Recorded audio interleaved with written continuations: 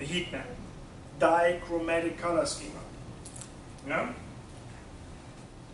And then we're doing a classification of our own choice.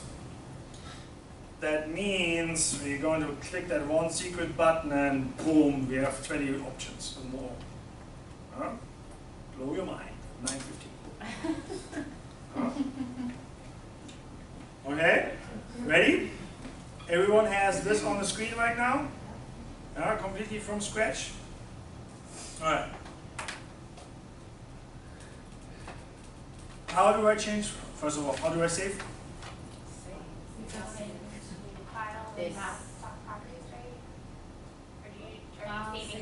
Good thought. She's doing a step before. What do I need to check? If I look. Save with relative properties. Right. File. Map document properties. Path names to data sources. Yeah. And for some reason, my machine is bailing out on me permanently on this. Okay. Click OK. I will double check because this is really funny like this. Yeah. Okay. There is a way to change this in somewhere deep down in options. Never ask this question again. But I really want to, like really, like you go through down to the basement and then click it. I want you to understand for next week, you're going to click on that save relative settings. Because if you stop doing that, you will forget. Yeah? So keep checking. Check the relative path settings. Then save as. Save. Save in this case because we're starting. Remember the location where I saved it earlier, otherwise I will have to find it here physically, GIS class, my demo folder, and I call it map 2. ArcMap document, save. No basement, nothing. This is about pure process, how to set a funny looking map into place.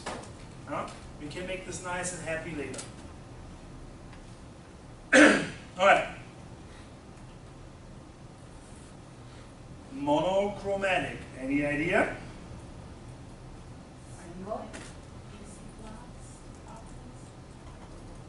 Or double click it, yeah. Symbology. Quantities. Huh? Guys, you need to do the exercise, the tutorial books. Yeah?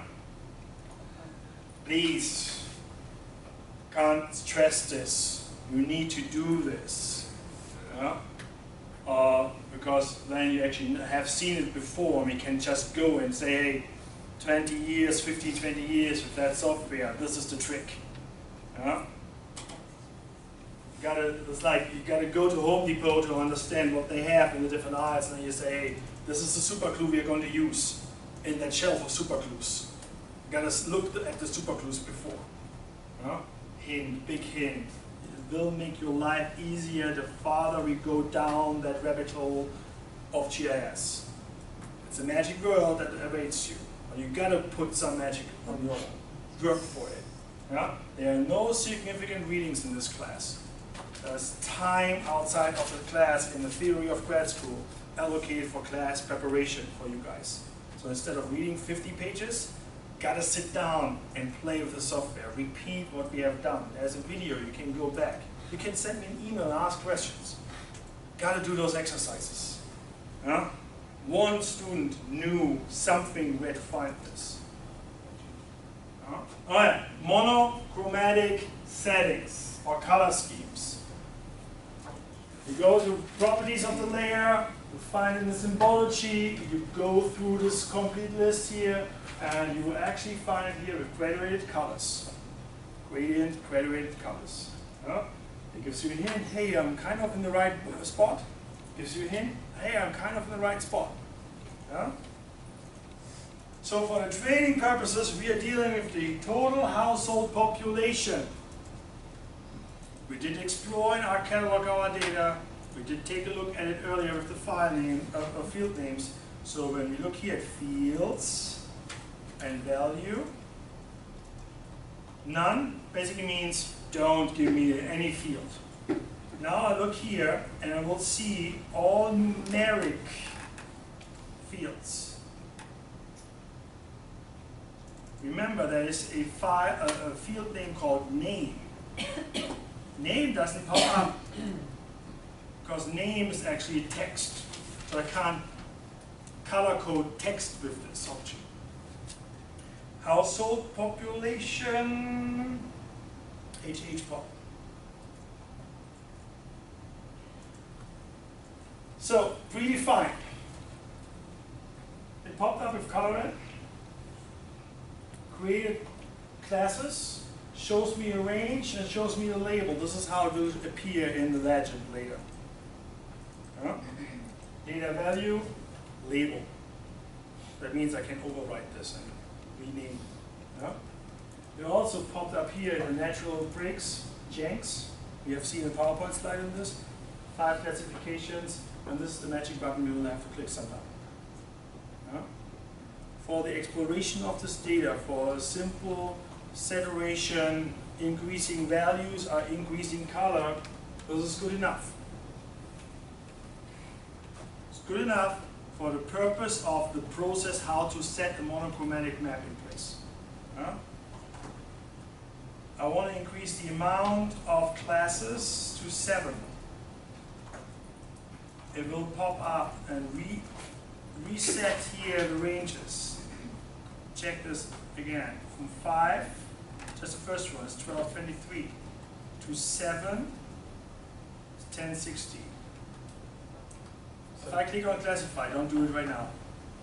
If I click on classify, you will see something going on here with the categories, classes, some minor statistic information here, break values, breakpoints, and this distribution. So you can actually shift this, guys, later on. This is where it gets complicated. We don't do this at this moment. Can you change the numbers to percentages in this area, like under range? Depends on your data. Like you mean here? Yeah. Oh, I didn't see that. Because rabbit hole, you actually can go equal interval, defined, quantiles, breaks, geometrical intervals, standard deviations. So you can actually go with standard deviations as well.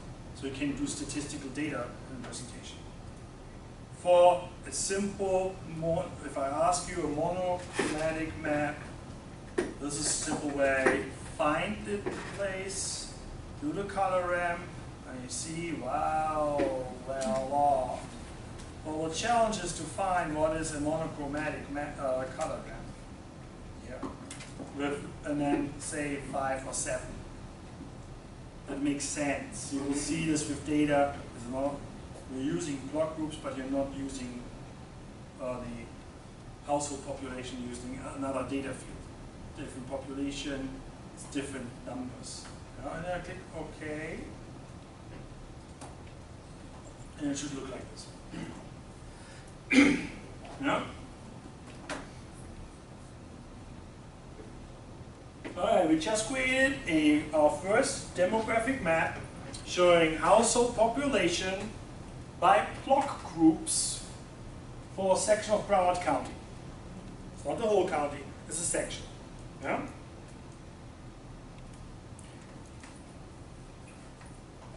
Not really yet satisfied with this.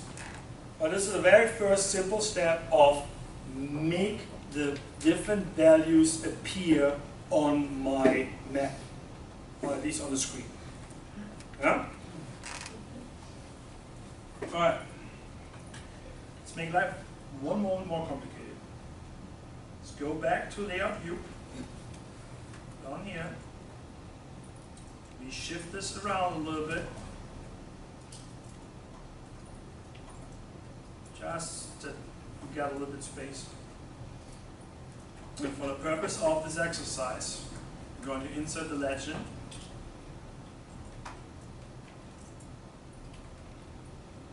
Yeah. And just click through it. Next, next, next, next. Don't wonder about cosmetics at this moment.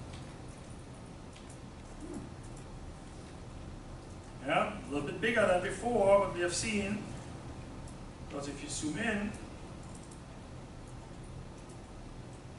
it puts out now in this case the title, the name of the layer, even the name of the value field, and then the values and what we call the labels. Symbols and labels. Yeah? Let's keep it like this at this moment. There is a way to change all this. I want to go through this color schemes and then we do the cosmetic on it. Okay, I pop this up again so you can see that. Do you have something like this right now on the screen? Okay? Same thing that happened last time. No! Alright, we need to fix your machine. It was working for all the other exercises. Can you do me a favor? Work with Bridget on her computer so you have the experience together and we can fix your machine. Gotta do this. I gotta bypass you. I gotta put you somewhere on a passenger train right now. Alright, we got this. Monochromatic. Yeah? Let's call this guy, just for the fun of it, here's a rename it. There are two ways to rename a layer. I can highlight it and click carefully a second time. You can see how it changes, and I can change the name. I type in name change. Change. I'm going to show you the second time, the second way how to do this. I right click on it. All these crazy pieces here, the channel, I actually just call it monochromatic. Monochromatic. I can see you can write even description in here. Yeah? I didn't do this. This is so name change in the channel tab, or it's really easy and convenient. You just click carefully on it and then just rename it in here. This is the most convenient way. Huh? Less confusing. Okay, you can see also here down in the legend, it changed the layer's name. Monochromatic down here. Yeah? Alright, let's save this.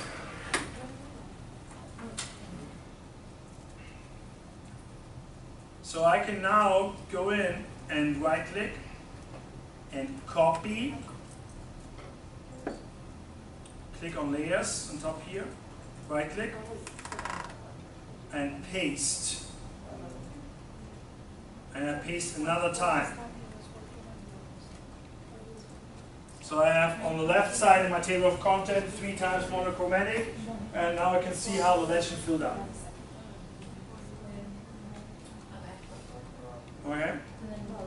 Last row. Are you guys okay? No. It's like, oh my god.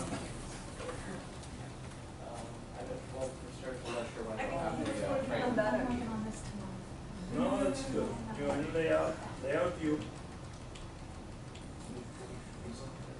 This is your legend. So you see this is your layout. You can actually now move this out because we're moving this outside.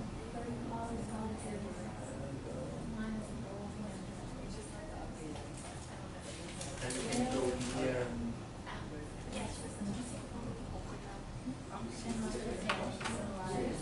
Okay. So this here, what you see here, is the limited radius for so they kind of connect to each other. Yeah? So you go here and then say copy.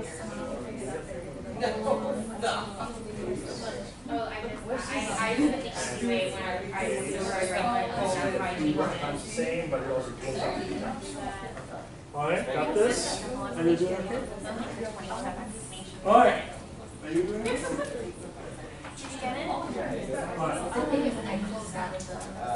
Everyone seeing a disaster like this right now? Alright. So what I'm going to do is I'm not doing it step by step, I just glue it up and then I'll clean it up step by step. Remember, we can uncheck on-off layers. So we on-off this one, we on-off this one. Yeah, I can also say this is done. This is not of interest, only the top one is of interest right now. Again, I can expand and deflate, inflate those views, so I don't need to see all these categories all the time. And I can do on and offs, so they pop up. So I want to call this dichromatic. How do I change the layer name? Highlight it and what? Click once. Click gently a second time in it, exactly. Dichromatic.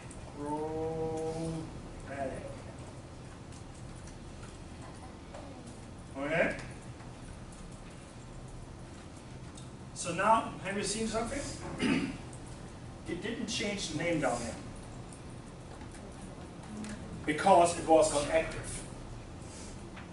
Because my legend right now is still sensitive whatever happens in the table of content. Remember I showed you like a bunch of checkboxes. Whatever happens in a table of content is picked up here as vibrations. And like, more data, need to blow up. Or now this one is not grayed out, not enabled. I don't care. Huh? So it's a sensitive member of the family, if they're all cousins. So right now, see, legend disappeared because it listens what happens in here. I click on dichromatic, it shows up here as dichromatic.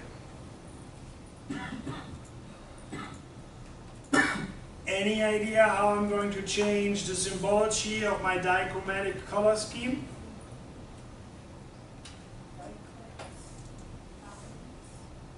Right click, properties, or double click it? Would you prefer double clicks or right double click for properties, symbology double click? Double click, pops up, I go to the symbology tab. This is the one I have already. Household population. What is dichromatic in here? What could be a good one?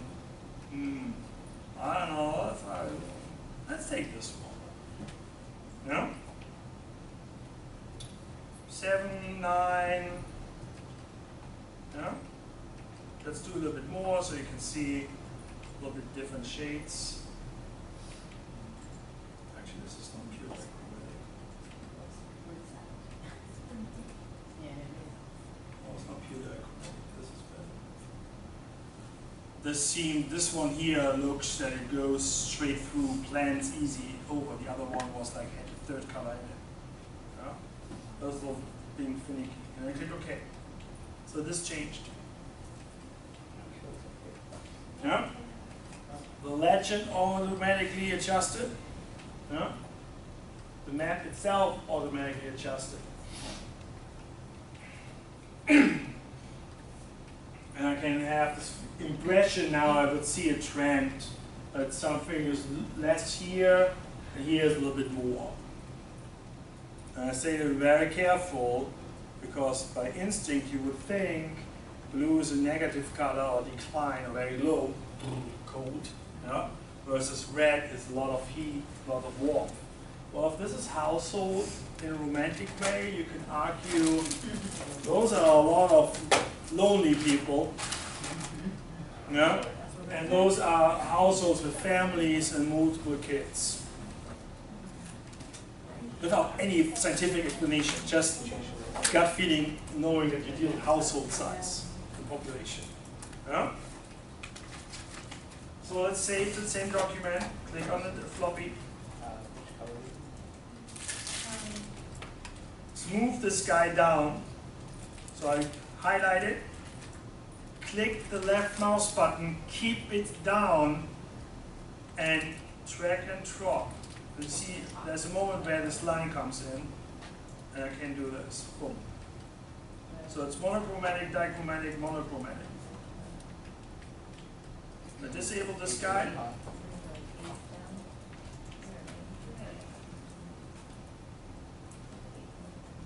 And I rename this guy as fun. double click, and explore what else can I do with classifications. Let's do a fun one. Among all these, and I think they are all explained. No, standard deviation is not explained in the book.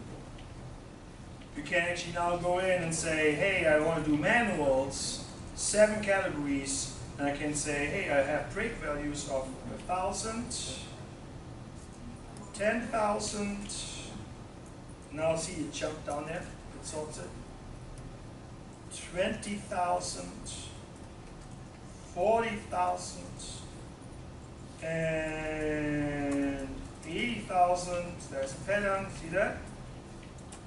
And I can fill these other guys. 160,000.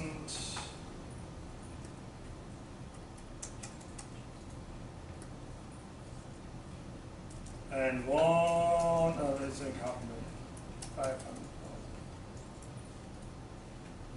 Actually, since we do this, we have 320. It doesn't matter because it's kind of completely false now. So now you can see something it actually doesn't really take this last group, because if you look at the statistics, the maximum is 152,000. So all these categories here are actually going to be not filled. That's fine.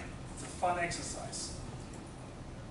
It switched. Do you see that? No, it was monochromatic. So we keep that here, monochromatic if you want to, but we change the classification. Hit OK, enable it, and you will see we did do our homeworks in how to set intervals, how to cut that piece of cake, because it didn't make sense. The way my data is distributed, the kind of amount of values I have to make 10,000, 20, 40, 80, 100 and more. Because basically if you look at this, the first 2 classifications are the whole map. The choice of the slice and dice method and the kind of the mesh, how you slice and dice, how close you set those cuts on that sandwich are important. If you have a foot-long sandwich and you cut it once, you get 2 categories. But you need to know where to cut it. And this whole thing comes to the discussion. Let's go back here. You do classify for the field household population. This is your distribution.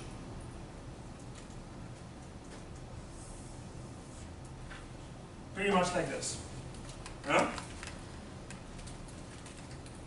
If you go back, let's say for the income, medium household income, you click in here, multimodal, gee, something like this, in the extreme way. Yeah? There are actually 2 peaks. There's in a higher income level here, somewhat higher income level, and then you have these peaks, you have these outliers. Remember we did this little tiny tool, statistics, summary? Doesn't show on the screen right now, but this is the count, minimum, maximum.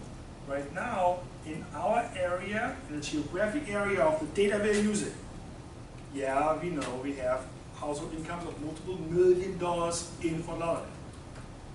But for the little type of data, for the 685 plot groups we are looking at right now, that cut, the maximum household, median household income is 200. Huh? There could be still one with 1 million, but it will disappear based on the statistics definition of the median. You can see the mean and the median down here. The mean, the average household income in the area we display right now is 57,000 and something. Yeah, but you see the standard deviation is 28. So this is one way. Let's take a look, go back to the population. So the manual breaks we did here in the beginning, and they're already gone, didn't make sense. So the natural breaks, they go after some algorithm and they cut it in pieces, not always the best way. Yeah? But you can see how the distribution, that gray mountain here, is going to be cut. Yes, please. I mean, I'm following along exactly, but some of my data points are totally different. Some of my values are totally different. So Which value are you looking at? So if you go all the back, break values in that column? Okay. if you go here, I'm going back to HHPOP. Okay. For HHPOP, That's exactly for what 7, and then go classify, it looks like this. I could do 5 and it change the slicing here again. I can do 14 and it changes the slicing. Yeah? I don't know why it's not. I will take a look at this for you in a second. I also could say, you know what? The population. I want to do equal intervals. That's important. Equal intervals. 14 groups versus 10 groups. And it goes in for the whole span, from the min to the max, and it cuts 14, or in this case now 10 pieces. Also, it's like you have a big sandwich, and you want to feed a bunch of people. Here's the knife. We need 10 people to feed. 10 pieces for the people that are hungry. So you got to make equal cuts, like on children's birthday. Scoop of ice cream. Bam! Got more ice cream than I did. No? That's one. Equal intervals.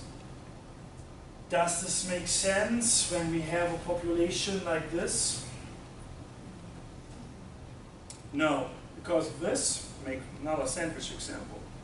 This is the slice machine at the bakery. That thick, whatever bread they put in, they slice it equally. Doesn't make sense.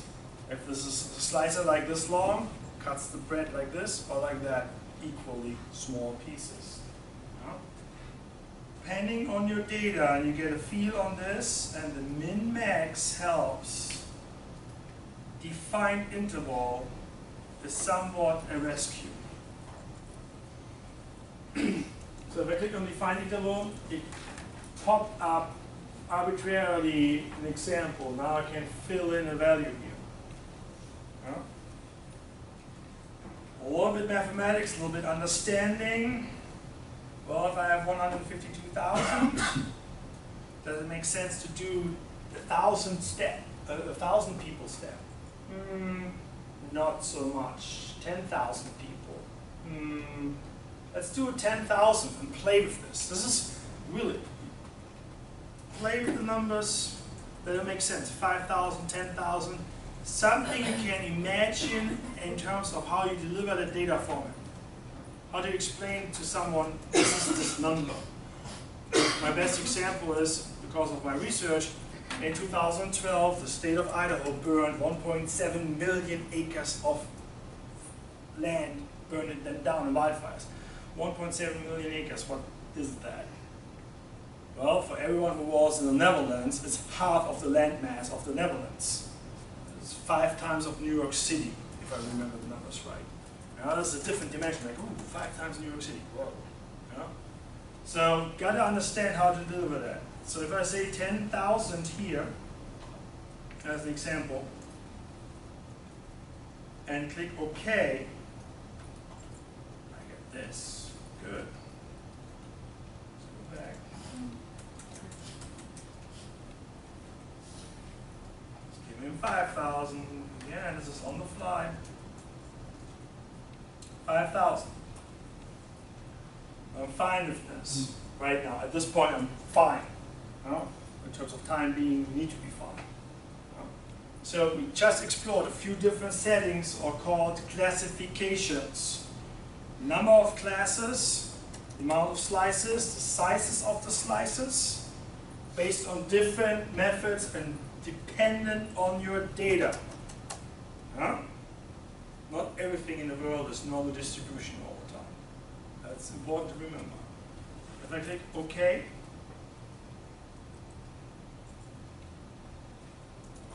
I get another example here that this might not be the best way to visualize the data, but here the other skirts in the western area are pretty high. Yeah? Something is going on there. So if I enable all three of them, my legend is held, and I only see the top one. Yeah? Not so cool. But now this is a hint, easy way to do in one project, 3 different maps as a series. I can put the legend right now down here. I know it will change. Yeah, you can make this nice. We can put the legend here inside, all that. If I would do this as a whole page, I can you move this down here, proportion it the nice way, because you know it will change a little bit, so you maybe give the same. Let's just do this how it could be easy done. Something like this, so whatever height the legend, this is quick and dirty, whatever height the legend will have, if I export this as an image, it will pop up here in the height. Yeah? I want you to understand a little bit the flavor of the design of a map and the layout of a map, and they start beginning to feel those color settings. Yeah? I'm not giving you a bad moment if this is not perfectly aligned. This is the very first time you do this. You've got to put a little bit of passion and frustration and both together in it to make this look okay, or just okay. It doesn't have to be perfect. I'm not teaching you excellence perfect in visual design. You need to understand the process first. Alright, so what I could do now is I can export it. How do I export that? Save it first, exactly. Save first, then File, Export Map. So right now monochromatic is on. So if I export this as map 2, I type in back on this mono, clip the output to graphic extent. Resolution is 150, perfect. Hit save. Export complete. So now the nifty thing. I disable monochromatic, I enable dichromatic. I export the document. File, Export Map, call it map 2, dichromatic. Don't forget to clip to the output, or the graphic extent, and save it. Export complete. On off this one, on off that one, our fun legend. And you can see here, this is centered on the bottom right now, but it's not moving around. It was behaving as much as a 10-minute-old map can behave.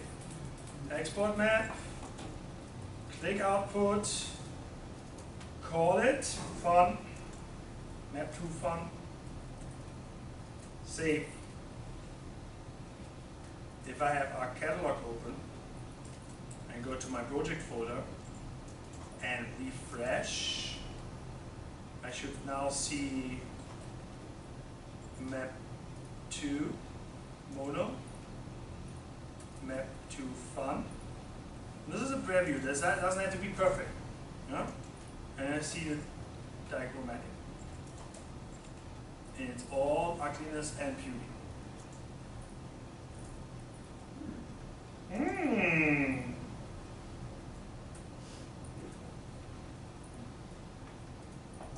Again, that's map 1. Map 2, I do fun and do classifications here. I can do defined intervals. I can size my interval cut. Yeah.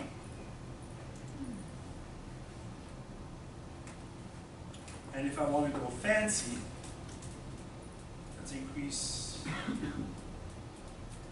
defined intervals as 2,500 to have more categories. Hit OK. I just put a different color in, so we had that button one more time tonight. Hit OK. Yeah, looks a little bit different now, a little bit more polarized.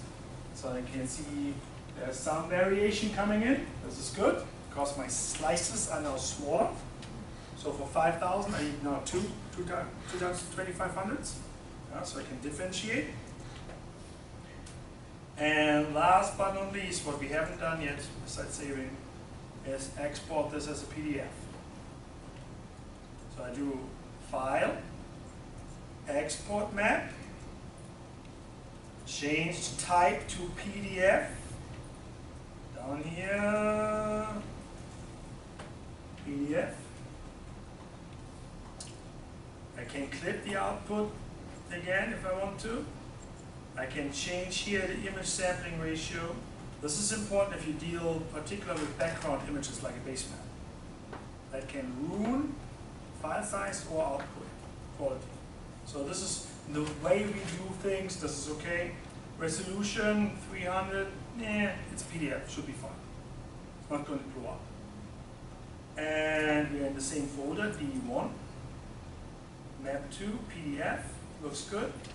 Alright, save as file. Export complete. If I go back to our catalog and do a refresh, my map 2 PDF does not show up.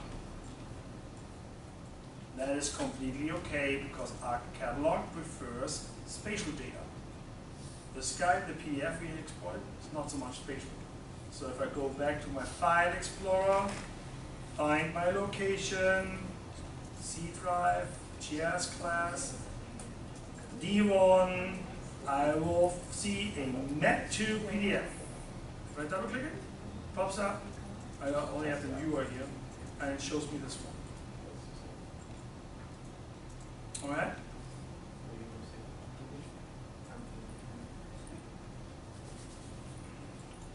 Last thing for tonight. Important. After all this trouble and pain of review, repeat, and new things, and repeat, new things, repeat, new things, we gotta zip this whole thing and put it back on Blackboard. Remember, we have the demo assignment. We have this test form. That's what we're going to do. In our File Explorer, I'm going back to the GIS class. So we'll see basically here this D1 folder. That's where we started. That's where we created it. I right-click on this guy. And there's somewhere down there is a send to compressed zip folder. You on your machine might look a little bit different, might be somewhere in here, but in the perfect world it's sent to compressed folder or zip folder. You enter that with a right click. I click here or there. Right click on this guy, send to compressed zip folder, engage with left click. Yeah, I got the same error. Why is that? It's open. Because we have it open, and our catalog is usually the mean guy. Huh? Huh. Learn things. So what we're going to do is go here, ArcMap, close it, simple, or go in and close it here, X out. Go to our catalog and close it out. You might get sometimes a can't open the file because of schema lock. Weird message. Because of schema lock. That means that our catalog is looking at something and you want to do it on the other side. Like ArcMap wants to do something, but our catalog is like holding on it. So close everything. Everything we had, our catalog, ArcMaps, close all of them. Save the changes. Let's try it again. Give it a moment. Let it breathe. Computers are slow. Right click, send to compress zip folder, and fingers crossed. So it created the compressed folder already, and it asks us now to enter a new name if we wish so. Yeah? Since we already have it in the format we want it, we just click somewhere else so it's not engaged. So I go back to Blackboard. I still have it open, so it's a little bit easier. I go back to class content, and down in class content we have session number 3, test assignment. Yeah? So I'm going to submit my work. I'm going to click on this.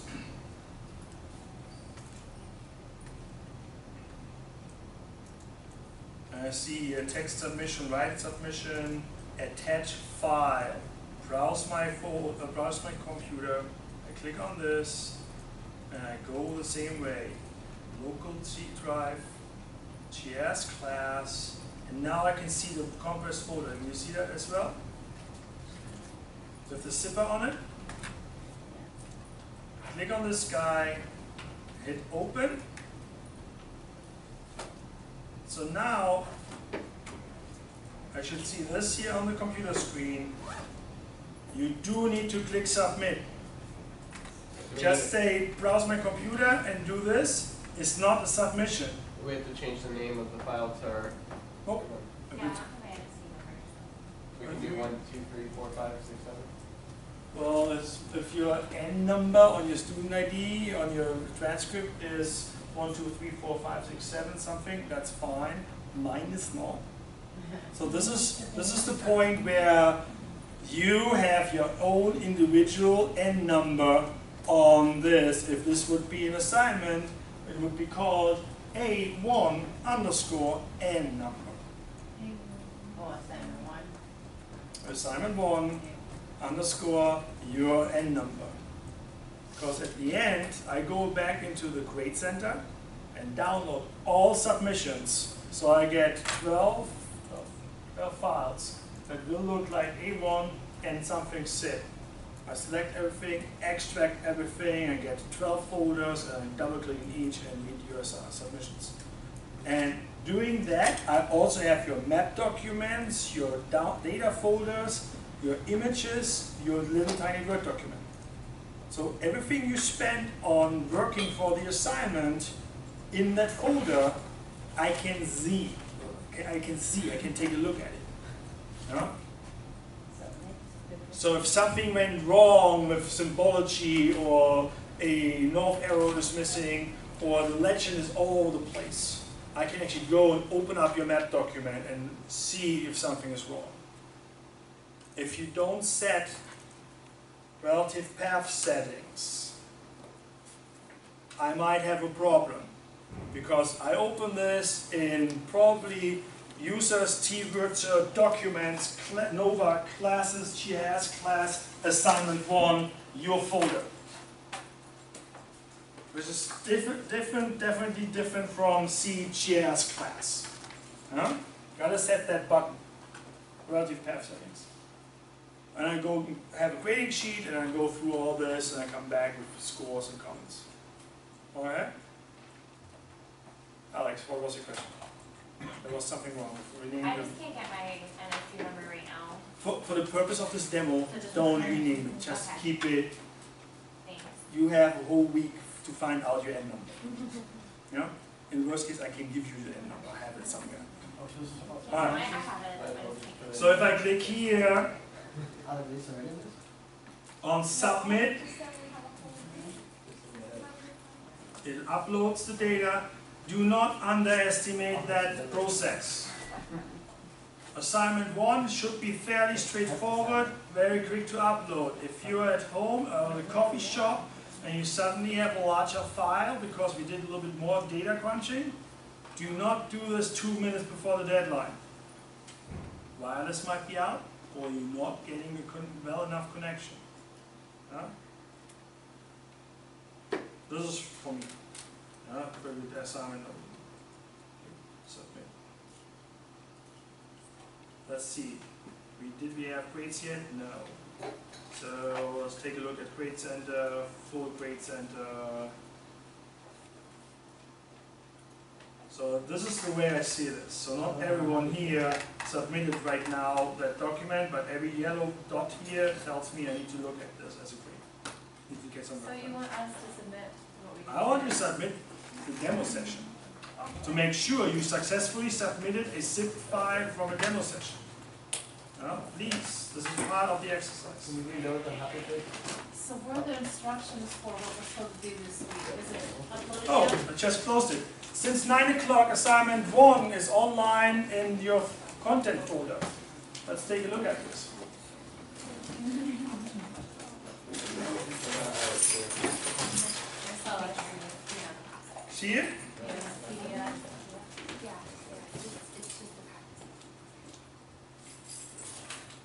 Let's take a quick look at this. Assignment 1, PDF.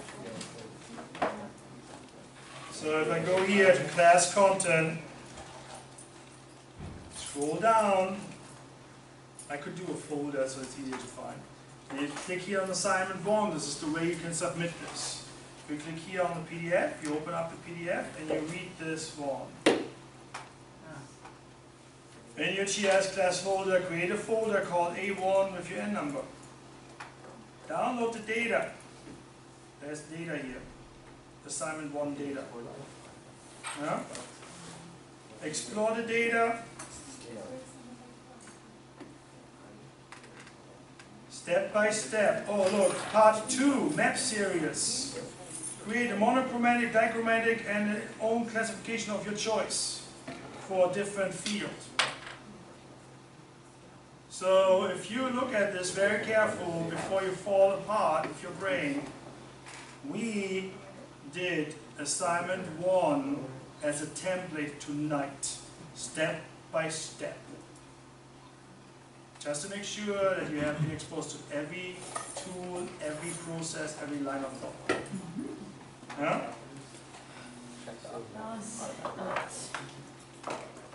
So this also gives you kind of an idea what you have to expect in catching up and in the assignment time.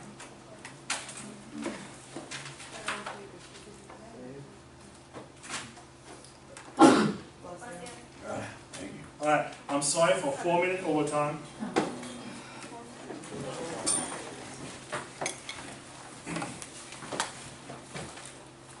And before you leave, you guys take a breath. I know this is high energy, 3-4 hours, brain dead. When I leave this room, I basically crash on my couch. I know that you guys are exhausted. Tomorrow morning, just try to refresh your mind. Don't open the software. Just think about it, the major steps you remember. And then skim through the book, because all the big terms in the assignment are in the book, visually and by text, step by step. We have a video and we did it. Keep it calm, don't panic.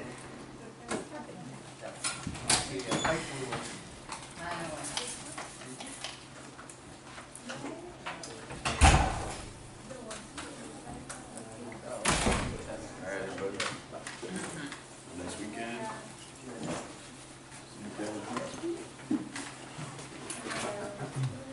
Questions? Yeah, I was shutting it down and it just